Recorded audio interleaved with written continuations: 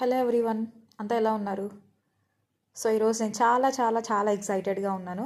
ఎందుకంటే నేను మీతో షేర్ చేసుకోబోయే మెమరీ నా లైఫ్ని చేంజ్ చేసేసింది. దాని టైటిల్ పేరు కూడా చేంజ్ యువర్ లైఫ్. నేను స్కూల్ డేస్లో ఉన్నప్పుడు నేను అప్పుడు నైన్త్ స్టాండర్డ్ అనుకుంటా. అప్పుడు ఏం జరిగిందంటే మాకు నోటీస్ బోర్డ్స్ ఉంటాయన్నమాట. సో ఆ నోటీస్ బోర్డులో ప్రిన్సిపల్ కాకుండా స్టూడెంట్స్ కూడా ఏమైనా తయారు చేసి పెట్టవచ్చు, లైక్ పోయమ్స్ రాయొచ్చు, డయాగ్రామ్స్ వేయచ్చు. అలా ఏమైనా స్టూడెంట్స్ క్రియేట్ చేసి అక్కడ డిస్ప్లే చేయొచ్చు అనమాట. రిమైనింగ్ స్టూడెంట్స్ అందరూ వాటిని వాచ్ చేస్తూ ఉంటారు. సో అలా ఏమైనా రాసినా సరే దాని కింద వాళ్ళ నేమ్, వాళ్ళ క్లాసు, వాళ్ళ సెక్షన్ రాస్తూ ఉంటారు. అది కూడా ఎలా ఉంటుందంటే మాకు వెన్స్డే అప్పుడు కలర్ గ్రూప్స్ ఉంటాయి, కలర్ హౌసెస్ అని. లైక్ గ్రీన్ ఉంటుంది, ఎల్లో ఉంటుంది, బ్లూ ఉంటుంది, రెడ్ ఉంటుంది అనమాట. సో ఒక్కొక్క కలర్కి ఒక్కొక్క బోర్డు ఇస్తారు. అలా 4 బోర్డ్స్ ఉంటాయి. రెండేమో ఫస్ట్ ఫ్లోర్లో ఉంటాయి, ఇంకో రెండేమో సెకండ్ ఫ్లోర్లో ఉంటాయి. సో ఇదంతా బాగానే ఉంది. సో నాది ఎల్లో గ్రూప్. నేనేం చేశానంటే ఒకసారి మనం ఎప్పుడు కూడా ఎగ్జైటింగ్ థింగ్సే చేస్తాం అనమాట. ఎప్పుడు అల్లరి పనులు. ఎందుకు అలా తెలియదు అసలు నాకు. నేనేం చేశానంటే ఒక సిరీస్ స్టార్ట్ చేద్దాం అనుకున్నాను. ఆ సిరీస్ పేరే చేంజ్ యువర్ లైఫ్. దానికి చేంజ్ యువర్ లైఫ్ అని పెట్టాను. అక్కడ నేను కొన్ని సక్సెస్ఫుల్ పీపుల్, అంటే ఎవరైతే జీరో నుంచి స్టార్ట్ చేసి ఇప్పుడు బాగా సక్సెస్ఫుల్గా ఉన్నారో, ఎగ్జాంపుల్స్ బిల్ గేట్స్ గురించి చెప్పాను, థామస్ ఆల్వా ఎడిసన్ గురించి, అలా డిఫరెంట్ సక్సెస్ఫుల్ పీపుల్ గురించి ఒక చిన్న చిన్న పారాస్గా రాసి ఒక బుక్లా తయారు చేసి ఆ బుక్ని ఆ నోటీస్ బోర్డులో హ్యాంగ్ చేశాను అనమాట. సో అలా టు చేంజ్ యువర్ లైఫ్ అని పెట్టాను. అంటే దాని మోటో ఏంటంటే, ఇప్పటివరకు చాలా సక్సెస్ఫుల్గా ఉన్న వాళ్ళు ఒకప్పుడు జీరో నుంచే స్టార్ట్ అయ్యారు. కాబట్టి ఇప్పుడు మీరు జీరోలో ఉన్నా సరే మీకు సక్సెస్ అవడానికి స్కోప్ ఉంది అని స్టూడెంట్స్కి చెప్పడానికి. అది motto of the series change your life. అది పెట్టాను. అందరూ వస్తున్నారు, చూస్తూ ఉన్నారు. కానీ ఏం జరిగిందంటే మా క్లాస్మేట్ ఒక అమ్మాయి దాంట్లో టు చేంజ్ యువర్ లైఫ్ అని పెట్టి, నేను చెప్పాను కదా ఒక బుక్లా క్రియేట్ చేశానని, ఆ బుక్లా క్రియేట్ చేసి లాస్ట్లో ఒక ఎంప్టీ పేజ్ వదిలేశాను. ఎందుకని? మీరు ఏమైనా మీ బిహేవియర్లో చేంజెస్ తీసుకురావాలనుకుంటే ఆ చేంజెస్ ఏంటో ఇక్కడ రాసి మోటివేషన్ తెచ్చుకొని ఆ చేంజ్ని మీ లైఫ్లో తెచ్చుకోండి అని చెప్పాను. మీకు అర్థమైందో లేదో మళ్ళీ చెప్తాను. అంటే మీ లైఫ్లో ఏమైనా హ్యాబిట్ చేంజ్ చేసుకోవాలనుకుంటే అదేంటో ఇక్కడ రాయండి.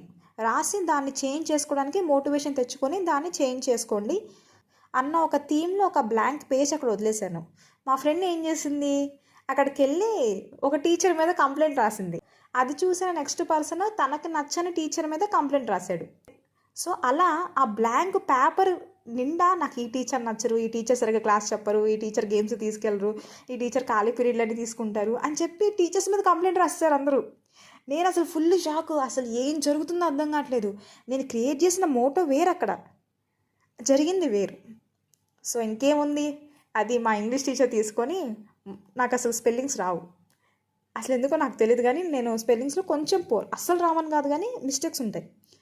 సో మా ఇంగ్లీష్ టీచర్ తీసుకొని అక్కడ గ్రామర్ మిస్టేక్స్, స్పెల్లింగ్ మిస్టేక్స్ అన్నీ చెక్ చేశారనమాట. అన్నీ చెక్ చేసి అన్నీ రాంగ్స్ ఉన్నాయి అని చెప్పి మా క్లాస్కి వచ్చి అది పెట్టి, అది చేసింది నేనని తెలుసు అందరికీ.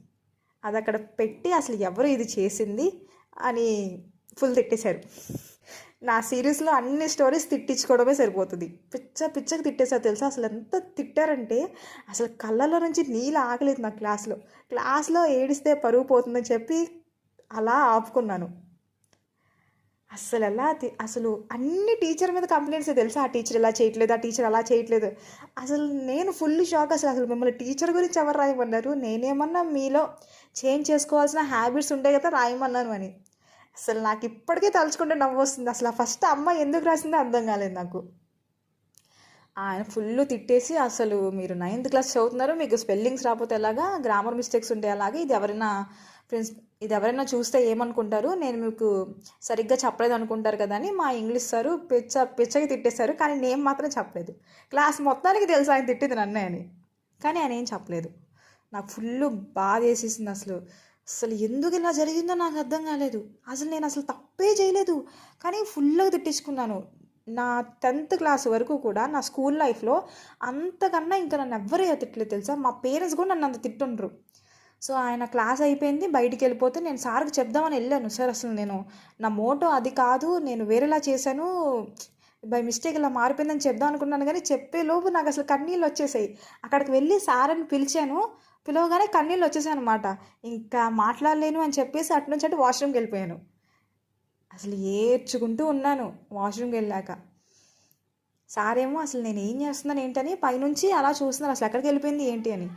తర్వాత నేను ఏడ్ చేసిన తర్వాత కంప్లీట్గా అప్పుడు నేను నాకు సర్ది చెప్పుకున్నాను, ఓకే ఇది నేను చేసిన మిస్టేక్ కాదు, ఇది బై మిస్టేక్ అలా జరిగింది, దీన్ని మళ్ళీ మనం సరిదిద్దుకుందాం అనుకున్నా. సో ఇది పార్ట్ 1 అనమాట, change your life part 1. So దీన్ని మనం ఎక్కడితో వదిలేస్తామా? వదిలేయం కదా. ఏం చేశాను, చేంజ్ యువర్ లైఫ్ పార్ట్ 2 చేశాను. ఫస్ట్ది మనం తప్పు చేయకుండా మనం తిట్టించుకున్నాం, మరి సెకండ్ది ఫస్ట్లో ఏం జరిగింది, నేను పార్ట్ 1కి ఎలాంటి తప్పు చేయకుండా తిట్టించుకున్నాను కదా, మరి సెకండ్ది గట్టిగా ఇవ్వాలి కదా. సో అందుకని రివెంజ్ ప్లాన్ చేశాను.